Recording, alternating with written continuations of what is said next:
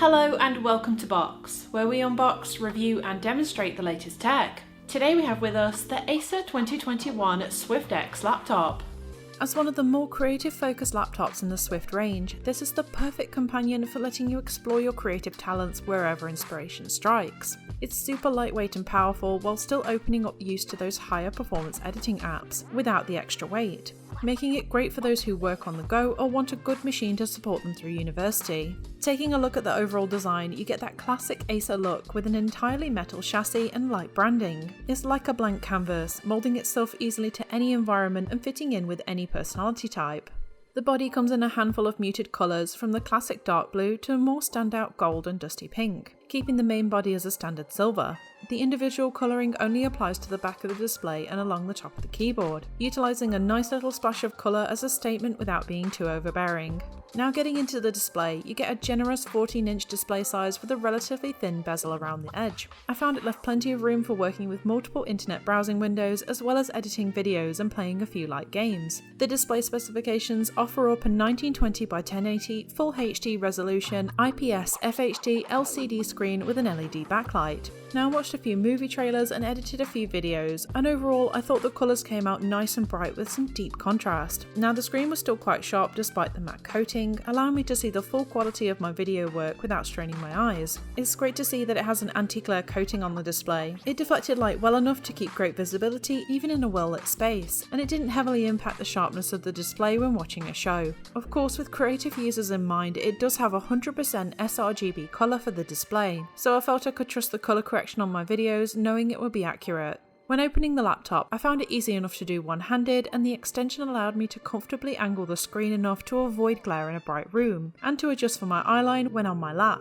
The best part about this laptop is the lightweight frame. I could pick it up and walk around with it one-handed as it only weighs 1.39 kilograms, making it comfortable to use on my lap for long periods of time. It's also surprisingly thin, measuring 17mm thick when closed. I found this especially useful when tucking under my arm on the way between rooms and slipping into a small bag for easy transport to and from meeting locations. Now, as the laptop is relatively thin, it does mean the keys are quite shallow, but I honestly love the keyboard here. Its flat design helps my fingers glide across the keys for super fast typing, and it's almost silent, helping me keep a low profile when working in a library or an office space. The keyboard is pretty standard, housing all of your usual functions as well as some handy quick access features on the function keys for turning the screen off for privacy or altering the brightness and volume. Now the texture is quite smooth and it's nice to the touch. It even houses a backlight for better visibility at night. The light can be turned off with one touch of a button using the F8 key along the top.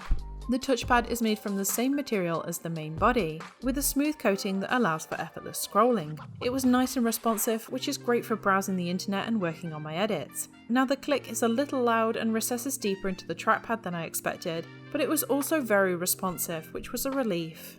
Now when it comes to the display, I did keep the brightness on max throughout use, but I didn't see this as a problem as this display has an overall brightness of around 300 nits, and when I did a few brightness, light bleed, IPS glow and dead pixels tests, the display came out beautifully consistent, showing an overall consistently level white bright screen, as well as some deep blacks and contrasts. And of course I saw absolutely no dead pixels in the test, which is brilliant to see straight out of the box. One of the main issues with the laptops is keeping components cool enough for max performance. Acer have gifted this laptop with a decent airflow system, utilising inlets within the keys for optimum airflow as well as an internal stereo ring fan. I used the laptop extensively, putting it through a few high performance tasks such as editing, and the fans did stay quiet, which was a bonus. But if you need to control the fans for noise levels or to cool it down, you can use the dedicated presets to set the fan to the right program that matches your usage. It's activated using the FN and F keys, revealing a series of symbols to select silent, normal or performance modes. I recommend the performance mode, as even though it boosts fan performance quite a bit, it did a brilliant job in keeping the body cool for comfortable typing and working on my laptop.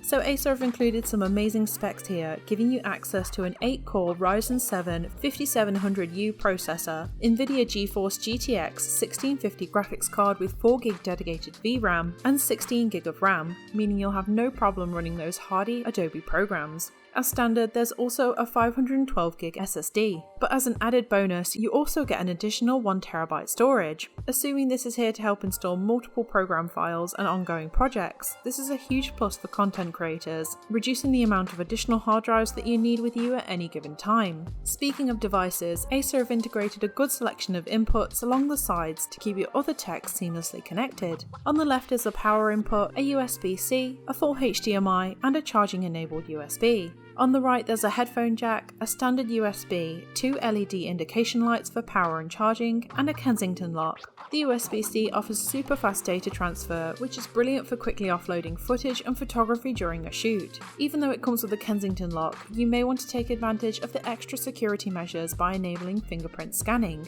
It's easy to set up just by typing it into the settings menu and going through the stages to install. Just bear in mind that it does require an administrator password on initial setup in order to implement the additional security. When it comes to audio, it's important to get that rich, clean sound for use in creative apps as well as watching the latest movies and shows. As you can see on the keyboard, you're blessed with DTS sound, and internally you get 2 speakers, so it wasn't a surprise when the audio quality came out incredibly cinematic. I felt completely immersed when listening to music tracks with the volume turned up to the max, filling the room completely no matter how far away I sat. Now I know it's hard to take my word for it, so here's a small sample of the audio output to give you an idea of the quality on offer here.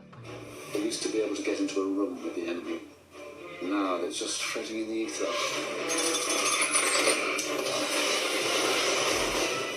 I was pleased to see the inclusion of a webcam and built-in microphone on this laptop. Booting up the camera, I got a nice 720p quality image that came out clear enough in this well-lit room. Now, as you can hear, the audio quality is clear, picking up my voice very well. But this is largely down to the additional sound enhancements utilising Acer's purified voice that cleverly cancels out your own background sound as well as any additional interference in the background of your recipient's call too, keeping crystal clear audio during those home video calls. With portable PCs, it's always important to reference the battery life. Internally, you get a 4-cell 57 Wh lithium-ion battery. Acer suggests on regular light use that the battery life should last up to 14 hours on a single run. I started using it from full charge, and after watching trailers, playing an hour on Sims 4, and editing for an hour or two while keeping it all powered on over a 6-hour period, the battery went down to about 40%. I was pleased to see that it lasted even after extensive use. Of course, depending on what you're doing, excessive use will reduce the battery significantly, so unless you're just working on a few documents and researching online, I would always suggest keeping a power pack to hand. Now the charger supplied has a very long cable and a slim, lightweight power brick, offering a max 90 watt power supply. I felt I only needed to put it on charge once while using it, and it powered up pretty quickly within an hour or so. Of course, with the inclusion of the powerful graphics, processor and memory, I thought it would do well playing a few games. Now I did try it with Sims 4 as I know it's not specifically meant as a gaming laptop, and I found gameplay was very smooth with zero stutter or lag in gameplay. Now there were a few moments of lag during loading screens, but this didn't affect the game and I had no sudden crashes, which was a sign that it could handle it. So I did download the Xbox app to see how well it could cope with a little extra pressure, testing out Forza Horizon 4. Now it did play okay for the most part, letting me race at high speeds with the odd discrepancy when crashing through walls. But in all honesty, if you're really intending to play higher performance games, I'd suggest getting a specific gaming laptop that's more up to the challenge. So after using this laptop for a few hours, I can say it's a brilliant machine for working at home, the office and out travelling. I love how compact it is, fitting inconspicuously into a bag alongside some other documents and books. It does handle creative software well, giving me peace of mind that I can jump into a project for last minute changes wherever I go. It's got a decent quality screen for watching movies and typing out documents, and I find that it's the perfect versatile tool for practically any general day-to-day task that I need. So what do you think of the Acer 2021 Swift X laptop? Let us know in the comments below, and if you like this video, don't forget to like and subscribe to Box, where we have plenty of hands-on reviews on the latest tech. And as always, thanks for watching.